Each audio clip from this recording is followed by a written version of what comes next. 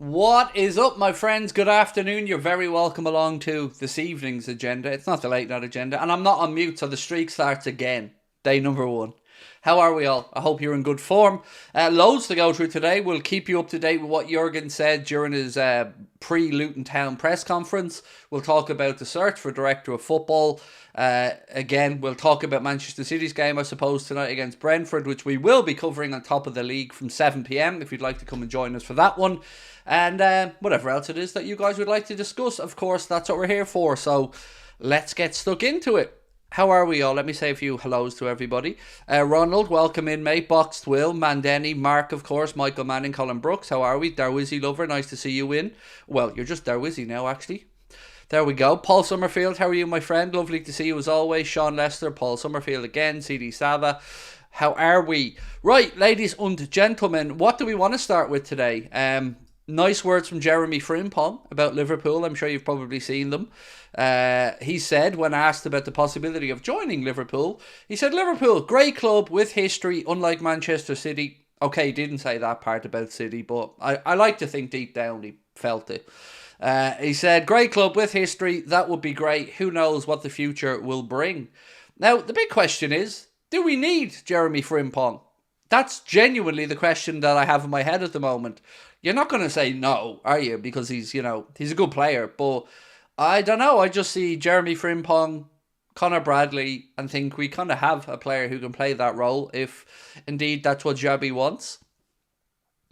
No 8:30 live. No, we're going to be on Top of the League, Adam, for the game between Man City and Brentford. I asked the Discord group last night which one they'd prefer, and they overwhelmingly voted for a watch-along of the Manchester City game against Brentford. I think the feeling is I was probably a little bit of a good luck charm for the last game, so we roll the dice again and see if City drop more points. Now, I don't expect them to, but then again, honestly, I didn't expect them to drop points against Chelsea, so I feel like if I didn't do it now, I feel like I'm reverse jinxing us all, or I'm jinxing us all probably. So that's the thought process there, my man. If we get Frimpong, that means Alonso is our next manager. Well, I mean, we wouldn't get him until Alonso was announced anyway, so it would be clear that Alonso or whomever will be the manager at that point. So yeah, there we go. Now look, there's been lots of chatter today about sporting directors, and I'll go through those in a few moments. I'm just going to let the chat fill up a bit more. AC Milan, or former AC Milan sporting director, has been mentioned. A different candidate as well from France, this time from Nice. We'll be talking about him as well, and the possibilities of him coming in. We'll talk a little bit about the managerial merry-go-round and why Ruben Amorim could be set for a role in the Premier League, but not with Liverpool. Don't need him, thank you, said Colin Brooks. I don't think we do either. I think I'd much rather a Florian Wirtz if we were to raid Bayer Leverkusen, but again, my honest opinion on Florian Wirtz is that I think he ends up at Bayern Munich from what I've read, but maybe things have changed in recent history, I don't know. 1-1 draw tonight is what Mr. John Power is going for. I'd bite your hand off, John, for that. Sorry, I was just processing your comment, mate. I'd bite your hand off for that. So look, let's talk injuries, shall we? And let's see what Jurgen Klopp has been saying about some of the injuries that we have at the club. I did tell you he was going to have his press conference today at 1:30. This is what Klopp has said about Cody Gakpo. The numbers are 100% alright or even better, but Cody had a struggle in between, which was my fault. We spoke about positions. Can Cody play midfield? Yes, but it's not his best position. You could see that it cost him confidence at times. That would help in the long term, but not in the short term. I don't think he's gone under the radar. Cody might not say it's the best season of his life, but we know how good he is. Good in the air, on the ground, good finisher, smart. With regards to some of our injuries, he said not great.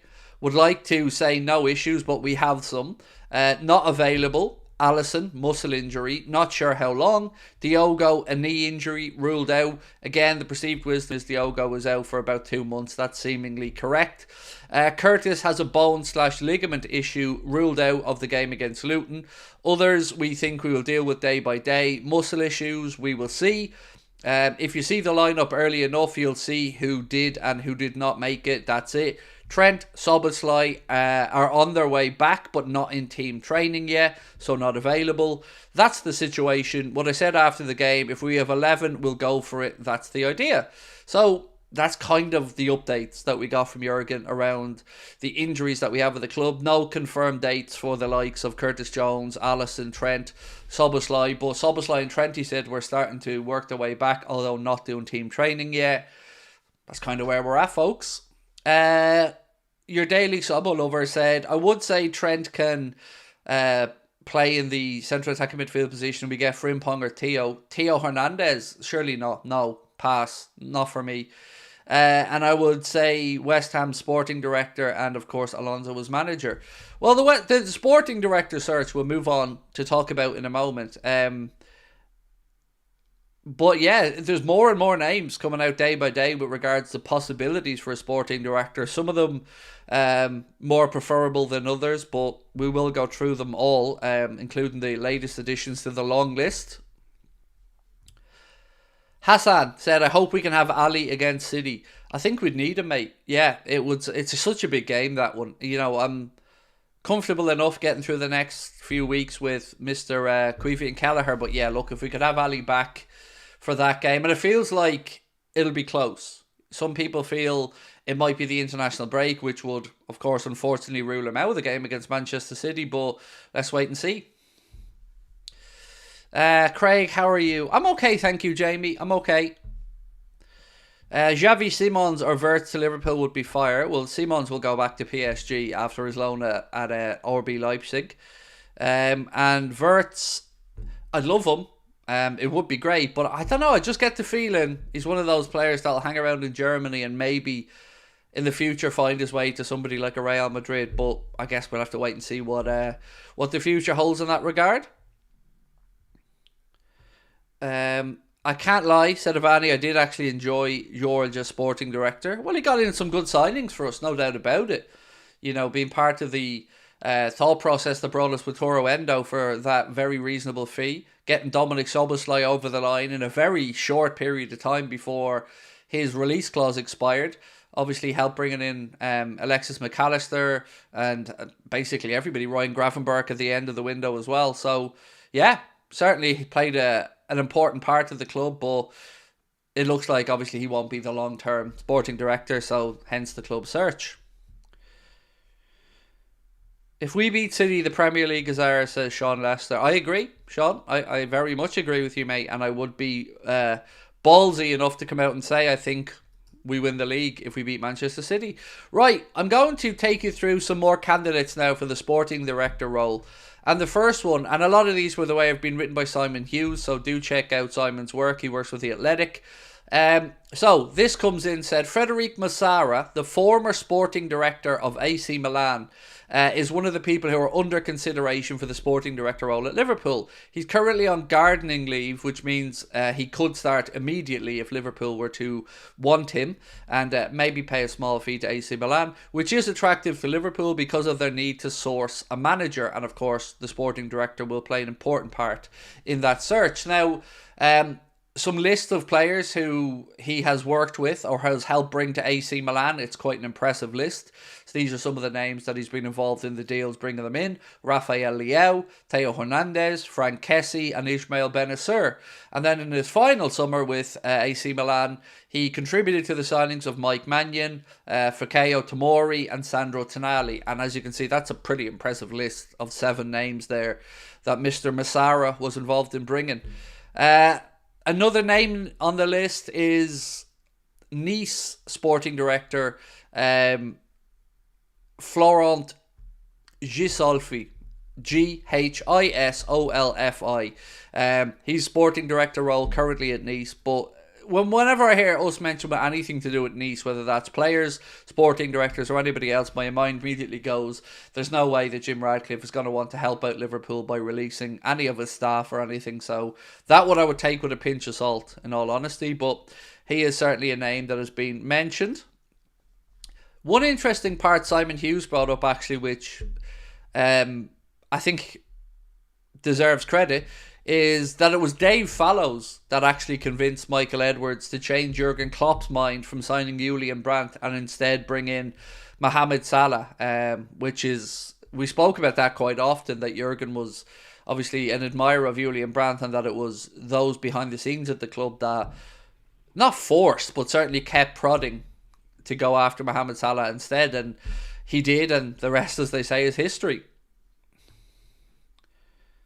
Why are you so against Theo Hernandez? I just don't rate him as highly as others. I think he's a bit of a show pony at times, and I've seen him be very hit and miss. I don't see enough consistency with Theo Hernandez. So for me, it's always been, yeah, he's a bit of a highlight reel player. That's been my take of him. So yeah, that's my answer there. Did you see the Ole Gunnar Solskjaer was linked with Bayern? Yes, we spoke about it last night on the stream. Do you know, even in all the links, I forgot that he was the one who scored that late goal in the, was it 99 that United won the Champions League that time? How ironic would that be if he ended up at Bayern Munich part-time? Because it would have just be an interim role, apparently, if Thomas Tuchel did get sacked. But speaking about Bayern Munich, again, just confirmation from Sky Sports Germany that Zinedine Zidane is a serious candidate to succeed Thomas Tuchel at Bayern Munich. I think that'd be a good fit, to be fair. You know, I spoke culturally about Zidane not being a great fit for Liverpool, but I think if he was to go in there at Bayern Munich, I think he could do a very good job for them. And it feels more and more like they're understanding that they're not getting shabby. That's what I take from this anyway. What's your prediction for the Cup final, and are you excited? As a Chelsea fan, my prediction is 2-1 Chelsea. Am I excited? I'm nervous. Petter is probably the correct answer, my friend. Look, the games between us and you guys in cup competitions tend to be close affairs, right? So even at the best of times, I'd say League Cup final, probably a coin flip, depending on who settled first. What I would say is, I do feel like the first goal in the League Cup final will be hugely important. I feel if we score it, I think we win. I think we win because I think one of the questions I would have about Chelsea is the resolution, the stomach for the fight of the players. Will they roll over and give up? So I think if we can get on top of you, we see it through. If you go 1-0 up, you are very, very capable of playing on the counter-attack very well. So if we have to force the issue and try to find a way through, I feel like we could become exposed, and the longer it stays one goal down, the longer you become more dangerous on the counter. So yeah, it's interesting, but excited and nervous. But also, and I'm not just saying this, I can't be arsed too much. I'm focused on Luton Town on Wednesday and Nottingham Forest in the league, because the league's the bread and butter. The league's the one I want Jurgen to win again before he heads off. So yeah, that's my focus, 100%. If we win the League Cup, brilliant. If we don't, it is what it is. Now, in saying that, I'm sure on Sunday when the League Cup final's on, I'll be screaming and shouting and wanting to win every single ball like always. But in the bigger picture, it's not going to be... It wouldn't be great for momentum. That's what I'd think, you know. With the injuries, if we can keep winning, it'll keep energising the players and, you know, they'll have that siege mentality. Would I rate Julian Brandt? No, not at all. No. I'm very, very, very glad we didn't get Julian Brandt. Okay, I'm going to be even more honest with you. He has a face that annoys me because he always looks pissed off. I don't know if it's just me that feels that way, but yeah, he always looks annoyed or upset about something.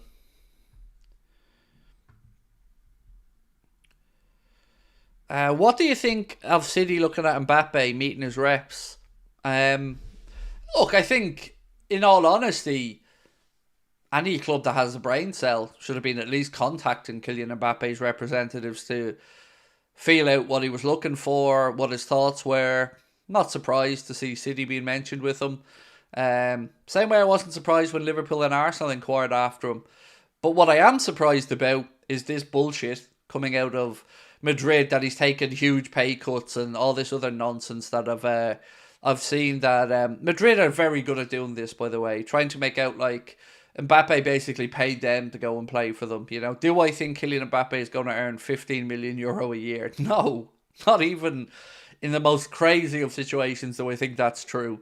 You know, all in, we know he was making about €160 a year, 160 million at PSG. Is he in his shite going to go and play for Real Madrid for €15 million a year? That's just nonsense. That's 300 grand a week or so. And remember, Liverpool and Arsenal walked away because of the numbers that were being asked. And we both know Liverpool and Arsenal are capable of paying 300, 350 grand a week. Arsenal do it with Saka, we do it with Salah. We're more than capable of it. So it doesn't make sense that both clubs walked away because of the numbers involved, if they're the real numbers. Mbappe is also rumoured to be getting a €50 million signing on bonus, which again would not scare anybody. It doesn't matter who's in from, 50 million quid's reasonable. So yeah, it does make sense to me. I feel like it's more Madrid-based propaganda from those Spanish-friendly media. And I guarantee you, if we unearthed every little document around his deal to go to Real Madrid, there's certainly some detail I don't think the media are being briefed with. He'll have some crazy bonuses, 1 million per goal scored or something. I mean, that's kind of how I feel, mate. It's going to be silliness.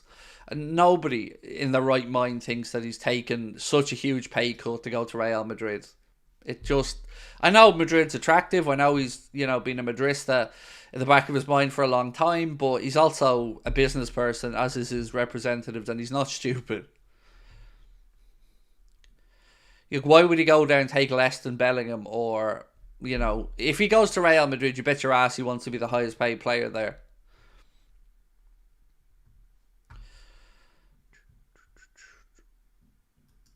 So this is interesting from Fabrizio. Said Liverpool aren't in advanced talks for Xabi Alonso yet because they want to respect Bayer Leverkusen's important season, but they are informed on his contract and remain a concrete option from. Look, I get it. We're going to see this reported quite a lot. Respect is a word that you're going to hear mentioned quite a bit because obviously Bayer Leverkusen do not want to be distracted while they are on the verge of winning their first ever Bundesliga title and still in the hunt for a treble. So I get it, but I don't for 1 minute believe that nothing will be talked about till the summer. I don't believe it. Not that I'm having a dig at anyone in particular. I just don't believe that's going to be the case because it would be stupid for Liverpool to sit back and not have plans in place for the summer. It just wouldn't make sense to me. I get the idea of bringing in a sporting director first. That makes complete sense, but no way on earth do I think that we're just going to sit there and go, well, let's see what Xabi says in June. No, not going to happen. They're going to want a little nod by then to because we've got to get our own house in order and transfer targets sorted and all these other stuff. And yes, you can make an argument that the sporting director will be doing a lot of that, but still, the club are going to want some stability. They're not going to want to wait till the summer, hear Xabi Alonso say, oh, sorry lads, I'm staying at Leverkusen, and then go, okay, well, who's left? It's not a way to run a multi-billion-pound business, is it? And by the way, every time I hear Alonso or I hear Romano talking about Alonso, he seems to be recycling the same lines over and over and over again. That Liverpool are informed of his contract situation. Yeah, the whole fucking world is, Fabrizio, at this point. We know that there is an unwritten agreement that he can speak to Bayern Munich, Liverpool or Real Madrid if they come in for him. It's not secret top-level news. It's been reported far and wide for, well, since he signed his Leverkusen contract, really. I did mention at the start of the stream today that Ruben Amorim has been linked to a Premier League job, but not Liverpool. He has been linked to us, but not in this piece. This piece said Amorim tops the list of targets to replace Roberto De Zerbi at Brighton, who's in the sights of Barcelona and Liverpool. And look, if they lost Roberto De Zerbi and replaced him with Ruben Amorim, that would be a pretty impressive move by Brighton, who are, look, very, very clever in the recruitment of both players and managers and sporting directors, and they're just a really well-run club, aren't they? So that would be some get if they could manage it. I've heard a few little whispers, by the way, about Amorim maybe leaving Lisbon and Pep Linders being a potential candidate to go in to Portugal which again would make a lot of sense. We know Linder spent time with Porto, was part of the coaching team that helped bring through Ruben Neves. So his understanding of the Portuguese game from the time he worked there and the contacts he has there would probably make him a very interesting candidate for the likes of Sporting Lisbon, and I think quite a clever addition. I think Leverkusen could do worse as well, by the way, if they lose Alonso, to look at Pep Linders. I think Pep Linders, again, a very astute coach. Maybe doesn't have the gravitas to manage Liverpool, but can certainly, I think, improve any club he goes to. What about Mbappe in the future? Well, if he signs the contract that he's rumoured to have signed at Real Madrid, it's a 5-year deal, or is it 4? Yeah, 5-year deal, I think. So he'd be, 29, 30 at that point. I would suggest he'd have probably lost some of his pace, reinvented himself a little bit. No, this was it. If we didn't sign, or somebody didn't sign him now, I can't see him coming to the Premier League until he's past his best, in all honesty. Can somebody explain to me why we're so unlucky with injuries, whereas City seem to always have Rodri fit? Look, I don't know, mate. I don't know the answer to the question because I'm not qualified to answer the question. It definitely is frustrating, as you've said, that we've one injury after another, and I think we've a starting 11 of injuries at this point. But I'm one of those people that just feels like in life, you can't moan about it, you just have to get on with it. Moaning about it is not constructive or productive, so Jurgen will have to find a way, and that's where we are, unfortunately. Tomorrow night's going to be interesting, to see who's available, who's in the squad. It doesn't look like Curtis Jones will be there. Questions, obviously, about Mohamed Salah. And the only thing I didn't see today from Jurgen in the press conference, and excuse me if I missed it, was more information on the Darwin Núñez situation, which is the one I was really looking out for. We kind of had a feel of what the other injuries were. Jota, obviously a bad one. Bone and ligament injury for Jones, which hopefully won't be too long. But yeah, not seeing that I've read up on any confirmation on what the story is with Darwin. Because we can't afford to have him out for a few more weeks. So Real get Mbappe, we buy Vinny Jr. and they use the money to buy Haaland. Win-win, said Fritz Frank. Or Rodrigo. I take Rodrigo as well, mate, for that right-hand side. He didn't mention him. Yeah, I didn't think he did, John. Because I read through the transcript of the press conference, because the Echo are pretty good about putting up the transcripts, and nope, didn't see a mention of Darwin in there, which I don't know whether that should be concerning or if it was a genuine just moment Klopp forget. I'm actually surprised none of the journos seem to ask. Now maybe they did, maybe it's going to be embargoed and we get that later on tonight, I don't know. Nothing about Darwin or Salah. Yeah, is that a good thing, Ronald, or a bad thing, mate? I don't know, but it leaves us again none the wiser. A little bit from Fabrizio Romano around Pedro Neto. He said Pedro Neto is a player Liverpool appreciated months ago. Let's see what they will decide. And with their new sporting director and manager, he went on to say Arsenal and Spurs are also there for Neto. Look, I think a lot of us admire Pedro Neto as a footballer. We would have our concerns about his recent injury record. But the thing that concerns me the most is just the price tag being mentioned. 50 to 60 million, I'd be okay with on the lower end, but the 93 million valuation that was put out there, I think by a Portuguese paper, is just ridiculous. Kevin De Bruyne and Ake do not start tonight, by the way, for Manchester City against Brentford. That's the news that's coming out from a lot of the Manchester City accounts. Don't know if it's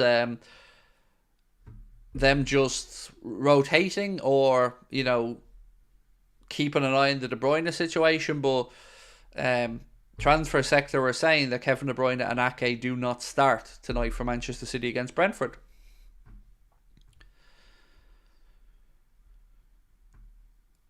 Neto's numbers are not good for that price tag, said Malcolm Billington. Yeah, look, I like Neto. I've always said, if there's fire in his belly, he knows where the goal is. I like him as an individual, but I would have to say I am somewhat concerned about his injury record in recent years. Dave said, the journos asked about 3 players missing, but Jurgen looked confused, then spoke about Ali, Jota and Jones. I think that's good news for Darwin. I certainly hope it is, Dave.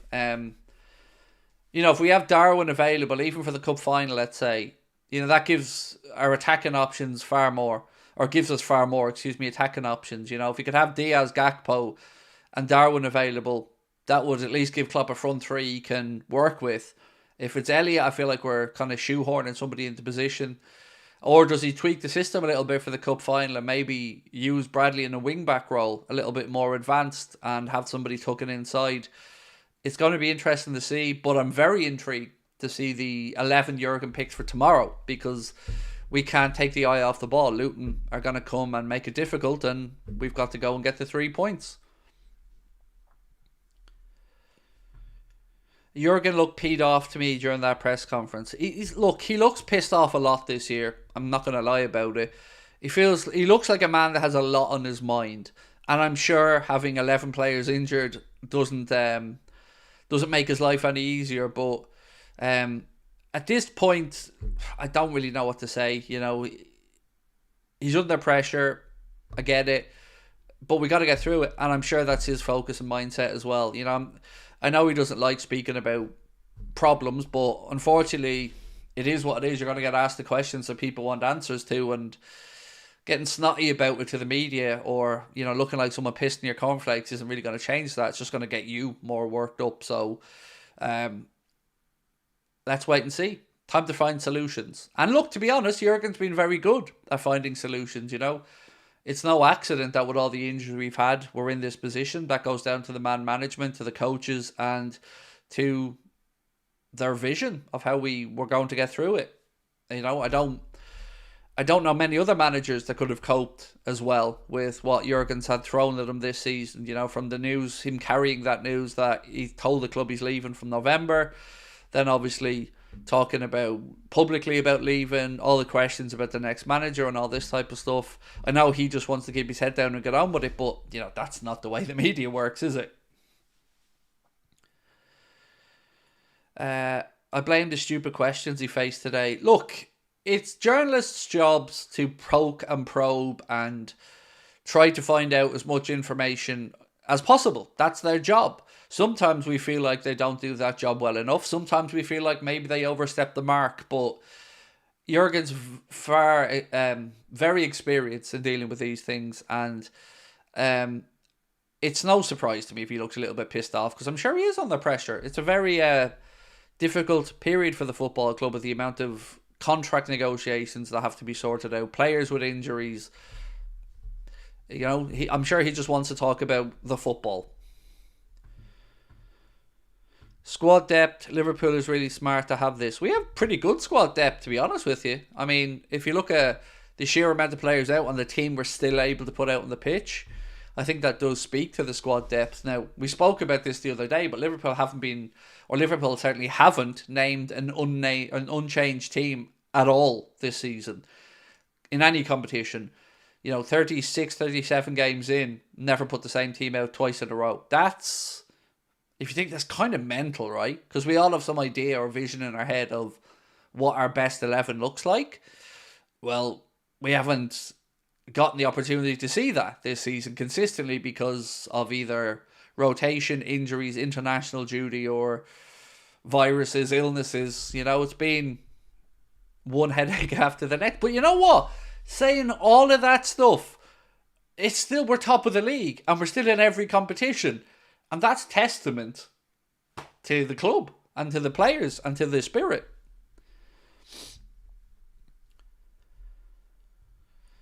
Frimpong's the best right back in the world at the minute. I've been watching Leverkusen every game. Is he?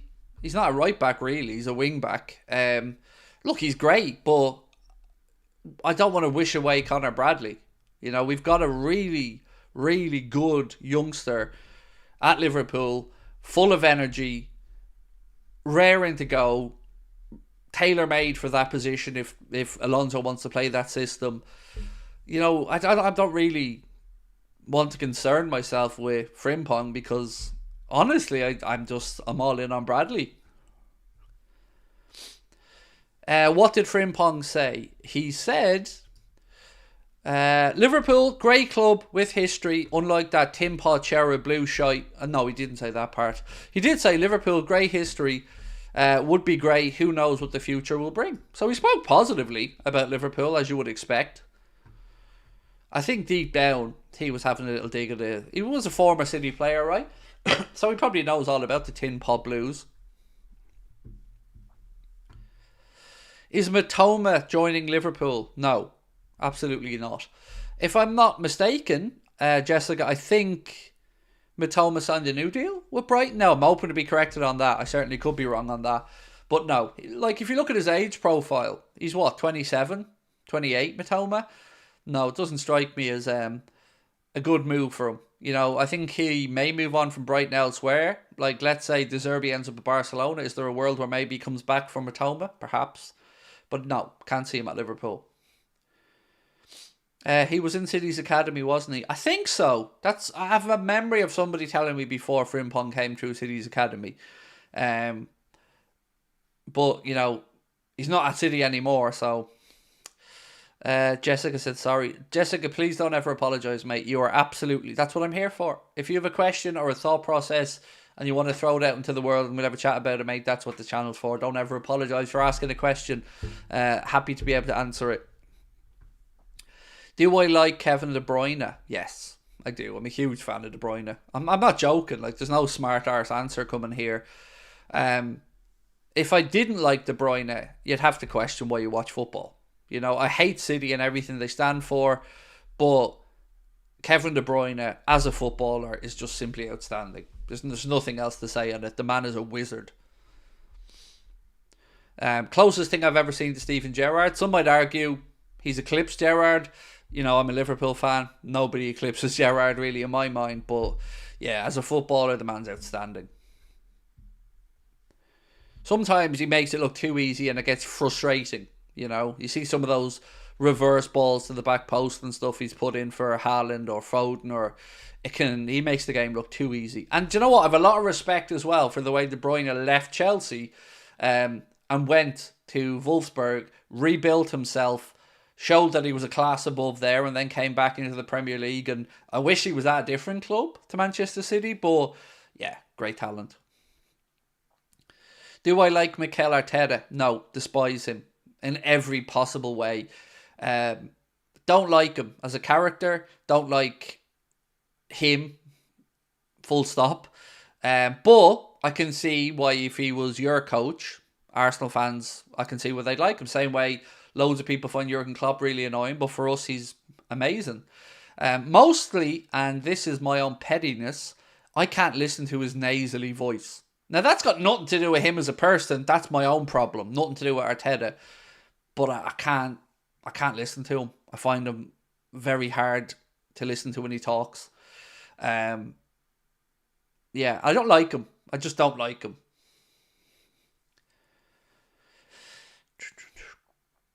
Frimpong joined Manchester City at the age of 9. When did he leave, though? Out of curiosity, I don't know when he left. Your 3 least favourite managers. Mine are Arteta, Guardiola and Ted Lasso. 3 least favourite managers. Look, before before Pep Guardiola dug his heels in about Manchester City, I only had admiration for him. But now I feel like he's definitely part of the big problem at Manchester City, because I feel like he's either deluded or intentionally misleading people. That's my view on him. So I'm not going to put him in my 3 most hated, because outside of the City thing, I've nothing but respect for Guardiola. But that is a big sore point. Ted Lasso, I don't know if I'd hate him. You know, as much as I'd hate any other Manchester United manager, I find him kind of bland, in all honesty. Doesn't really provoke much emotion in me. Arteta, 100% on the list. Don't like him one bit. Who else in the Premier League do I not like? managerial wise. Do you know what? There's a lot of really likable characters like Thomas Frank I like, Ange Postecoglou I like. Moyes I don't mind. I kind of feel like he's kind of your sound uncle who doesn't do anything great, doesn't do anything too annoying. I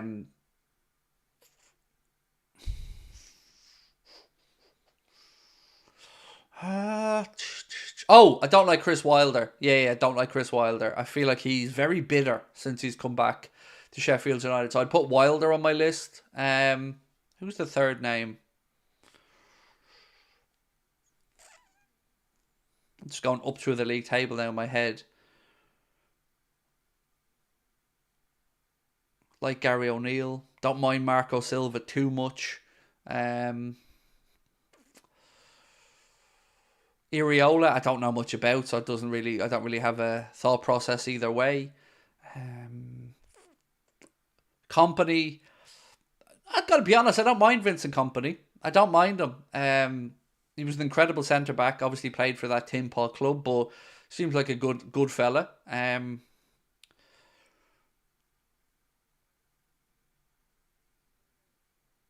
Yeah, I don't know if I have a third one. I don't mind a lot of the managers in the Premier League. I respect Unai Emery, of course, as well. Yeah, nothing but respect for him. I can't give you three. I can only go with Arteta and Wilder as two that I really don't like too much. Oh, Unai Emery I've got nothing but respect for. Somebody said, want to congratulate you on having 1,000 like streams in a row. Yeah, I was delighted that we did that overnight, so thank you. Craig, if you had to support one MLS team, who would you support? Atlanta United. They were the first MLS jersey I bought, so Atlanta United would probably be the answer. Or Atlanta United or LAFC. And I based the LAFC one purely off the colours of their shirts because I love black and gold. Alonso joining Bayern Munich. No, he's not. He's joining Liverpool. Bayern Munich have already started to look elsewhere because they know they're going to lose. And even the media are starting to say that if it came down to a decision, his heartstrings would be pulled by Liverpool. And it is a more attractive job at the minute, let's be honest about it. You look at Bayern Munich, they've got issues behind the scenes. There's the whole furore around German media and selling off some of the rights. You see all the protests at the games. I just think Liverpool's a better fit, and the payoff, I think, is bigger at Liverpool. If you win a league title with Liverpool, you're a god. If you win the European Cup, you're a god. And the Premier League's the most watched league in the world, so I feel like we are a bigger draw for them. So that's why you're seeing Mourinho, Zidane and others pretty strongly linked. You're not really seeing too many names outside of Alonso pushed hard by the media, because I think everybody has this belief that it will be Alonso. If Real Madrid come for Trent, do you think he would leave? Don't know. You want me to say no? I want to say no. But two things that make me a little bit concerned. One, where is his role at Liverpool going forward? Now, I'm not saying he's not good enough to be in an 11. Of course he is. But do we have a defined role that we know Trent is absolutely ready to play? I don't know the answer to that. Maybe under an Alonso system, there's a better opportunity for Trent to move into midfield.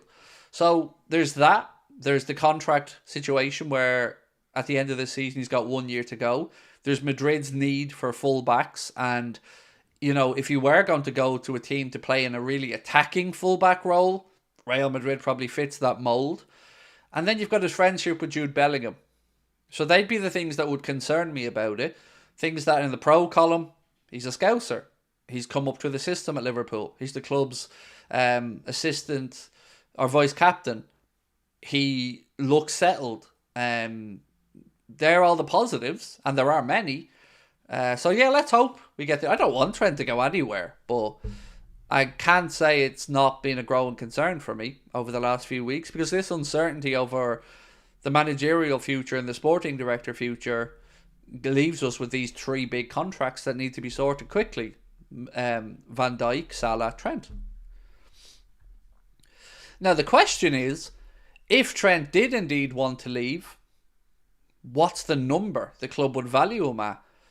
I don't know the answer to that either. Look, if Trent wanted to go to Real Madrid, I can see how it could work and how it could happen. But I don't know how Real Madrid keep affording all these things, even as good as they have been with money. You know, they've got Alphonso Davies to look at, and they need a couple of more additions to their squad. So, I don't know. Hope we don't find out about it, though, because I don't want Trent to leave. What do you think about Alisson and how many injuries he's picked up as a keeper? I don't think he's picked up all that many. I mean, hamstring issues, I guess. I've never had muscle injuries like that, so I don't know how repetitive they are or whatever, but I don't remember him missing all that many games for us, to be honest. Certainly wouldn't think of him as injury prone, but that's why the importance of having a good backup keeper's there. Nicolo Barella, I followed him around for a decade. He'd be more likely than Wirtz. Both are not happening. Barella's great. Fantastic footballer. I think with our midfield being rebuilt already, the idea of him is probably gone. Don't know if he'll ever leave Inter Milan.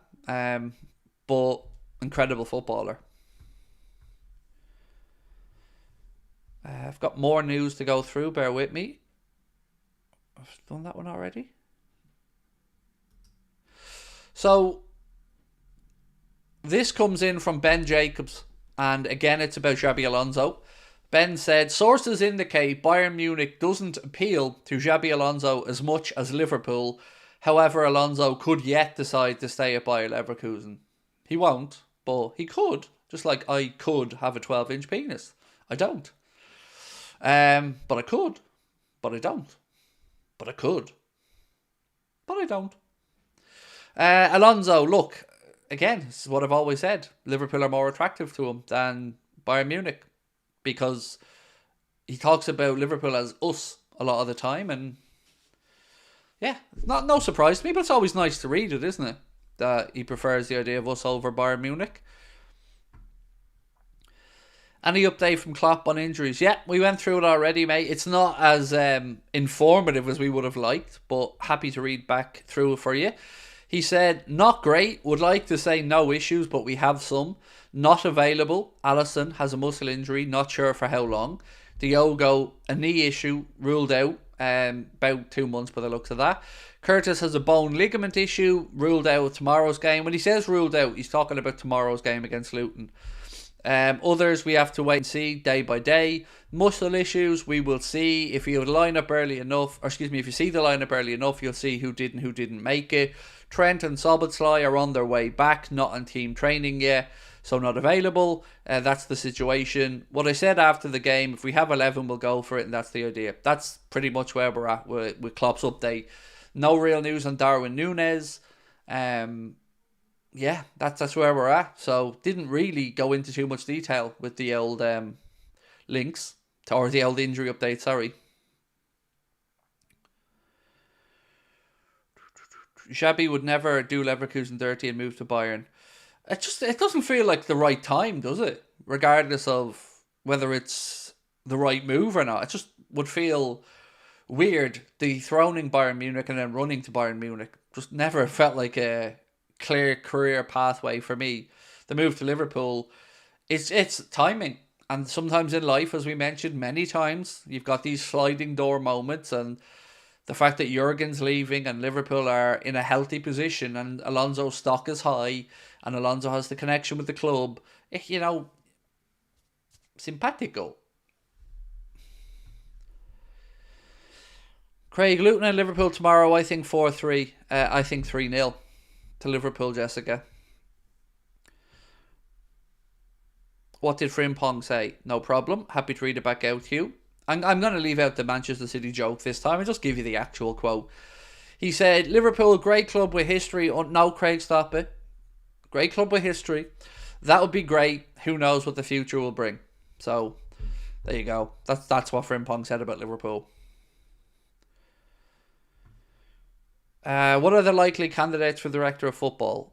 No problem, Reza. Happy to go back through them. So, we've got Simon Rolfs, the current one at Bayer Leverkusen.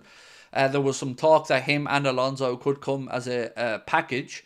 Then there was Tim Steiten, the former Leverkusen sporting director, who currently plies his trade with West Ham, but has been quoted in the media in the last few days as being unhappy with his position at West Ham. Today we spoke about a couple more, one of them being Frederic Massara, who was the former sporting director of AC Milan. He's been linked with Simon Hughes mentioning his name, talking about some credible signings he's made. Rafa Leao, Theo Hernandez, Frank Kessie, Ismail Benacer, Mike Mannion, Tomori, Tonali, so pretty impressive.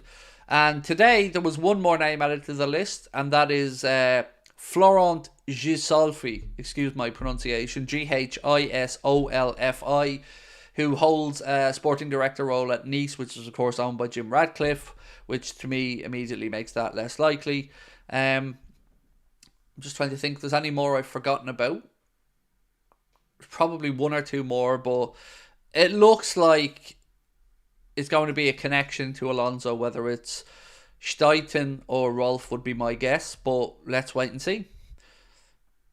Right, Manchester City team is out. I'm just trying to quickly look through. Ederson, Walker, Stones, Diaz, Akanji, Rodri, Bernardo, Foden, Alvarez, Bob and Haaland. Is he on the bench? I can't quite see that. 1 second.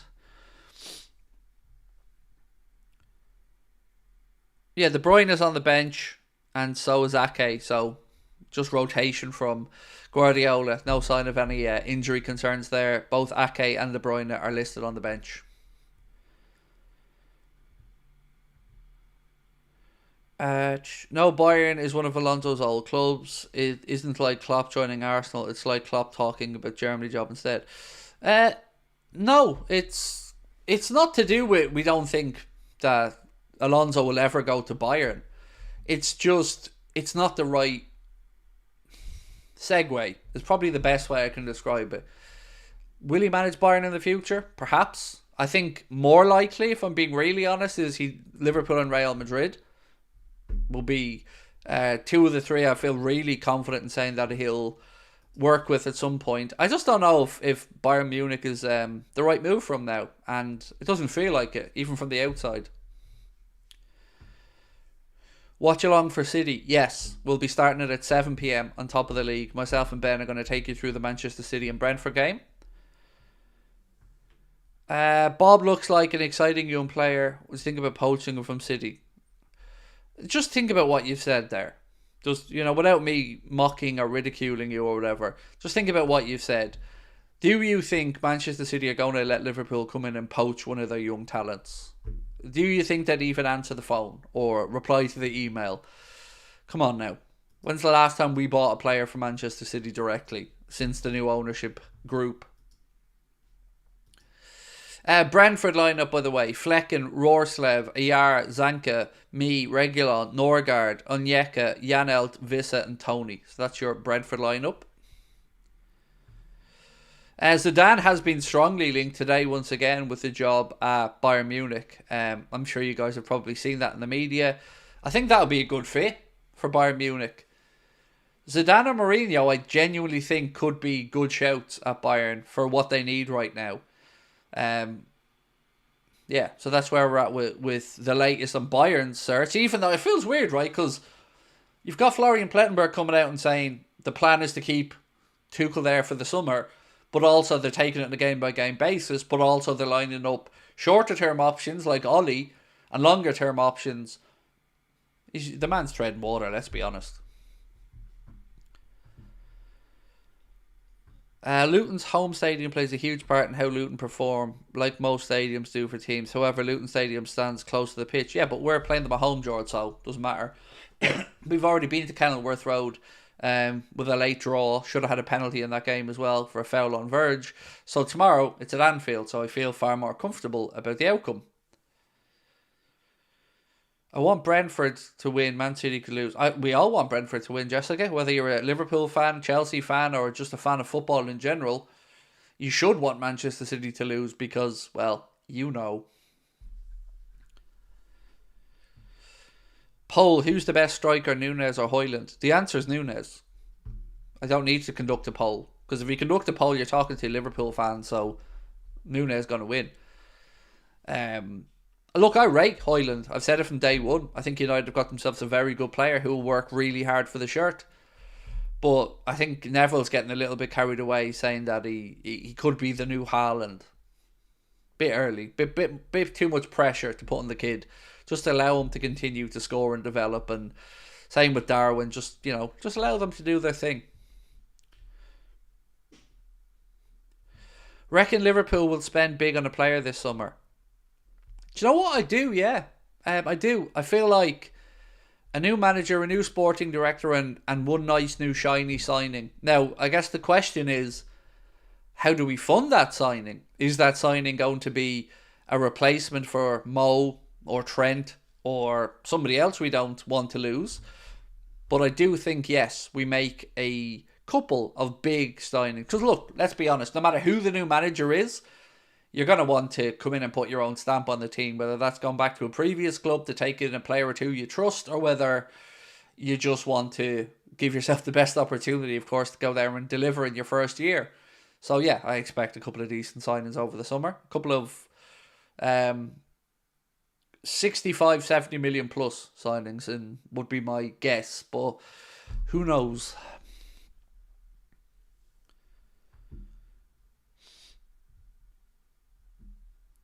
Craig, do you think Vinicius Jr. is coming to Liverpool? No, not a chance.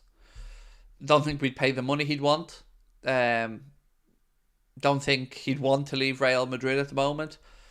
Great player, but no. And I'd rather Rodrigo, if I'm being honest with you, for what we might need.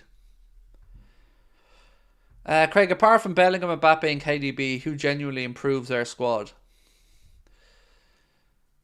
Honestly, as much as we love Endo, there are better defensive midfielders in world football, let's be honest. You could improve that position. I'm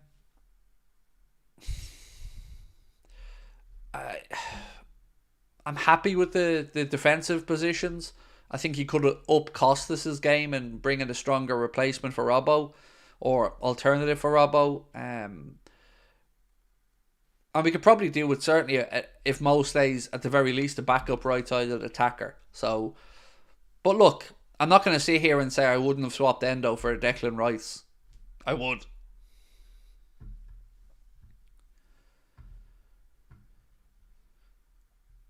I'll be real, there's better left wingers than Diaz. Yeah, but Diaz is starting to really show his value in recent weeks. And if Lucho can continue to stay fit and deliver like he's starting to deliver, we've got a great player, a battler, a fighter on our hands. Who do you think is better, Bale or Salah? Salah. I think Salah's had more consistency over... and by consistency, I'm not talking about trophies, because obviously what Bale won with Real Madrid was disgustingly decorative and won a shitload of stuff. But if you look at the career of both, I'd say Salah, but Bale had some incredible moments and delivered hugely at Madrid. I just, with injuries and how much he was in and out, and his early career where nobody kind of knew where he was until Redknapp kind of pushed him into that wing-back role, and then he started destroying Inter Milan and stuff in the Champions League with Spurs. He went on from there, but yeah, I'm going to stick with Salah. Just stick with Salah. Do you rate Victor Osimhen? Not as highly as many others do. I don't think he'll ever be truly, truly prolific in a big league like the Premier League, or maybe more so in La Liga. He might have a better chance. I find him a very good attacker, great work rate, real fighter, and will leave it all out there on the pitch. But is he prolific? I don't know. Like, would you ever see him putting up back-to-back 35-goal seasons? Unsure. I'm unsure. Certainly wouldn't pay the rumoured €150 million buyout clause in his Napoli contract. If Liverpool paid that, I'd feel like we were robbed.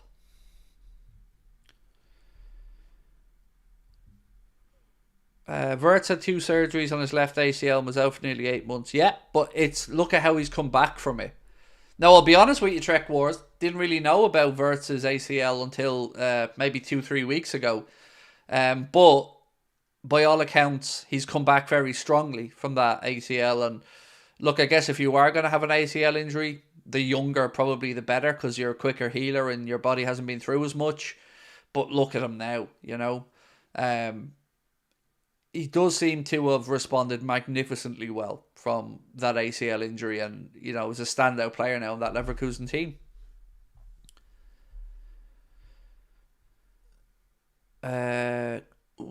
Would you say Salah is the same level as Cristiano Ronaldo when it comes to being physically fit? I mean, it's a very weird question. Like, they're both Adonises. Is Salah on the same level as Ronaldo as a footballer? No, he's not. It isn't, and I hate saying that because I'm not a Ronaldo fan, but I give the man his flowers for what he's achieved. But look, right across world football, they have to both be at the very top. You know, they both have lived incredibly high standards of an athletic life, looked after what they eat, looked after their bodies, slept well, done the right things, and that speaks to the longevity they both had and will have in their careers. I could not speak more highly about the professionalism of both of those men and how they've looked after their careers remarkably well. An example to anybody out there starting their careers. Would I take Ivan Toney as a striker in the summer? No, because we have Darwin. I don't want anybody else. I want Darwin. And Tony, I think, feels better as part of it too. You know, he needs somebody to play off him. I don't think we need that type of attacker. I'd rather a prolific goal scorer, a poacher, who could maybe work hand in hand with Darwin. And for me, I'd love to see Mo through the middle. I've said that so many times. I love the idea of Mohamed Salah playing through the middle. Do you think Messi or Ronaldo will win a Ballon d'Or or Neymar? Messi and Ronaldo will never win a Ballon d'Or again. Their days are done. Their races have been ran. Neymar, no, not a fucking hope in Saudi. He's winning one. Kane, not this season because it's gone Pete Tong from. And I think, look, Kane could have been up there if he was in a different club.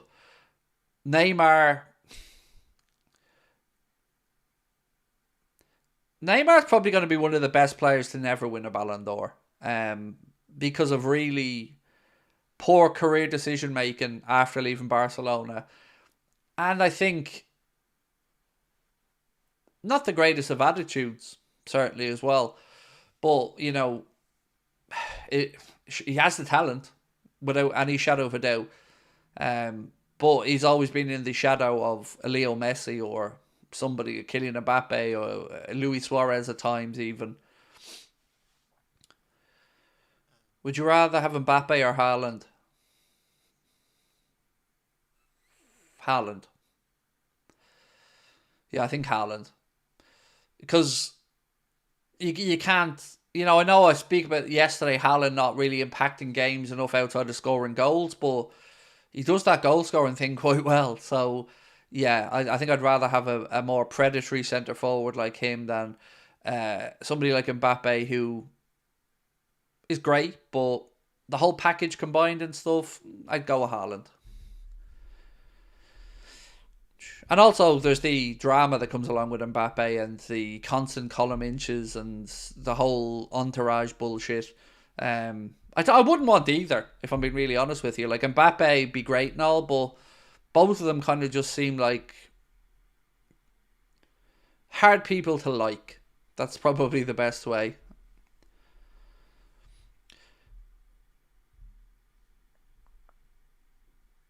He's a tap-in merchant, but would you say no? To who? Haaland? Look, if you've an option to sign somebody that's going to score you 40 goals a year, you're not really going to say no. But our problem hasn't been scoring goals at Liverpool. Our problem has been keeping it tight, really. So, you know, I've said this many, many times. We've been so lucky at Liverpool Football Club to have looked at some of the greatest attacking talents to play in England. You know, go right back. Owen, Barnes, Fowler, McManaman, Rush. Then you go through to more modern day. Suarez, Torres, Salah, Bobby Firmino, Mane, Dalglish. We've been ridiculously spoiled over the years with attacking talent. But then you think to the other end of the pitch, and we've had not the complete thing. We've had one great centre-back at times, a great goalkeeper at times, missing a left-back at other times. So yeah, that would be my answer.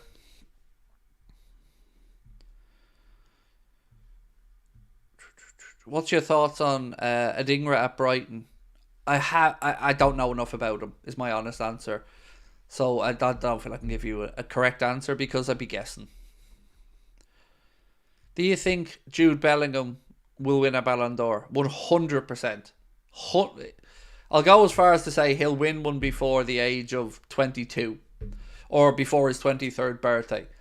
100%. He's nailed on for a Ballon d'Or. He's at the club for it. Look at the impact he's had. If they can go on and deliver a Champions League this year and a La Liga title, I think just put the boy's name on the Ballon d'Or because he will win it. And maybe this is his best opportunity before you have Mbappe come in the summer. Because let's be honest, Mbappe's going there to win Ballon d'Ors as well. So if Real do a double this year, I can see Jude Bellingham winning the Ballon d'Or. If England do something in the Euros, I can see Bellingham winning the Ballon d'Or. So yes, I do think he is. And let's be honest, he fucking deserves one. Or he will have earned one because he's an incredible talent. Bellingham will own the Ballon d'Or this year with Haaland not doing as good as last year. Yeah, is the league on the screen not updated? Probably not, to be honest with you. Let me have a look. No, it isn't updated. I'll get on to the boys to get that updated.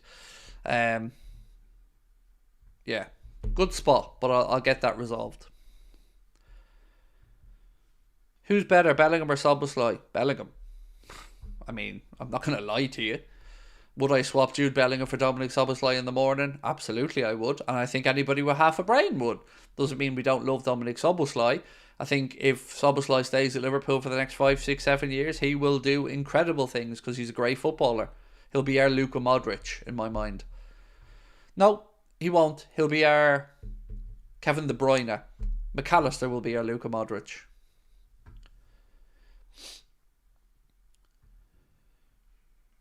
Do you think any of our boys could win it? Virgil van Dijk should have won a Ballon d'Or, in my opinion. I think we were guilty of our own success because our vote was split between Mane, Salah and Virg. So I think he should have had one. Alisson is the best goalkeeper in the world, but it would take Brazil to win something as well. And a huge performance because they don't like giving Ballon d'Ors to keepers. Salah, could he win a Ballon d'Or? Don't know. Time is against them, let's be honest. Like, if Liverpool get back into a Champions League next year and he's with us, you know, if we win a Champions League and he's top scorer or something, perhaps. But you couldn't consider him for a Ballon d'Or this year, in my opinion, even if Liverpool won the league and the Europa League, because you've got to be going deep in the biggest competition. And sometimes, of course, their international pedigree can go against them as well. You know, Egypt aren't going to be pulling up any trees on the world stage. So,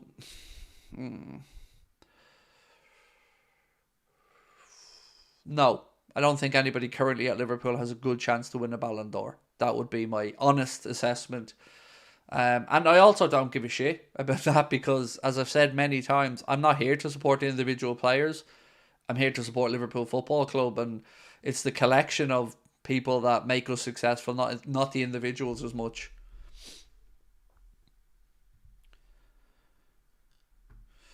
Salah should be up there for the Ballon d'Or every year, but he has little PR. I don't feel like Salah's being hard done by, if I'm being honest with you. I just think, as I said, the consistency across the board of our players means that while Salah's been a figurehead for a lot of great stuff, I think it's the team collective that's given us the ability to compete. And I'm very, very happy about that. Hypothetically, Craig, Xabi or Bellingham in the summer? Xabi, honestly. I think, if you asked me that question last summer, I'd have probably said Bellingham. But honestly, I'm really happy with the midfield rebuild, the way we've done it. McAllister, Szoboszlai, Endo, Gravenberch. They're good, astute pieces of business. And I think Alonso will... I can only look forward to what Alonso would do to Dominic Szoboszlai's game from one midfielder to another. Honestly, that excites the shit out of me. What he could do working with Stefan Bajcetic as well, I mean, that excites me. Everybody in that midfield will benefit from the wisdom of Alonso if he comes in and his vision of football. So, Xabi is the answer. Prediction for City versus Brentford.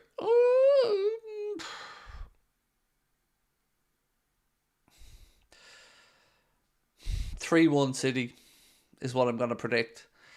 I hope I'm very wrong, of course, because, we'd love to see Brentford knock the wheels off that Man City title bus. You're forgetting Maka, who's basically Alonso. I absolutely didn't forget Maka. Did you not just hear me speak about McAllister? I said McAllister as well. I'm almost certain of it, mate. Everyone in that midfield will benefit from Alonso. Everyone.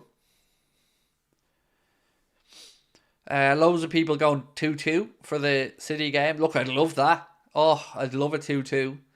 If they drop more points tonight, I'd probably be back on a 9:30 doing another news show to celebrate. But I think you'll see a response from Manchester City today, because Guardiola knows no more wobbles. They need to make sure that they keep their fear factor up. So I can see a response from City today, if I'm being really honest with you. Do you still think we have a chance in the final with all our injuries? On Sunday? Yeah. But it's a coin toss. I mean, even with our strongest team out, cup finals are different occasions, and I think we have Chelsea's number, but yeah, of course, even with our injuries, I think we can find a way to lift that trophy. But for me, tomorrow night's more important than the League Cup final. Getting 3 points against Luton is imperative. Fairly sure I did. But look, if I didn't, I did certainly say the phrase, all those midfielders will benefit from working with them. But I think I did say McAllister or Alexis. Predicted front three with Alonso. I have no idea, because I don't know if it'll be a front three. I don't know what system he may play. So, don't know is the answer. Craig, do you see Cade Gordon having a run tomorrow? I see him on the bench. Don't know about him starting, but again, let's wait and see, because we don't have the full list of who's available. So, my friends, what I'm going to do now is say goodnight to you, but run over the top of the league and join Ben, and we will be live there in about 5 minutes' time. We're going to take you through the Manchester City game against Brentford. So if you haven't, please come across and join us on Top of the League. You'll find a link in the description of this stream if you have a look. If not, just search Top of the League and you'll find us over there. And there's a link into the chat as well.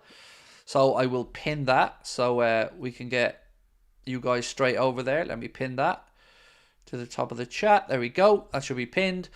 So there, thank you guys. I will see you hopefully over on Top of the League, and we'll watch the game together. And until then, I will see you tomorrow if I don't see you over on Top of the League. We'll be starting from 6:30 for the watch along of the Luton Town game.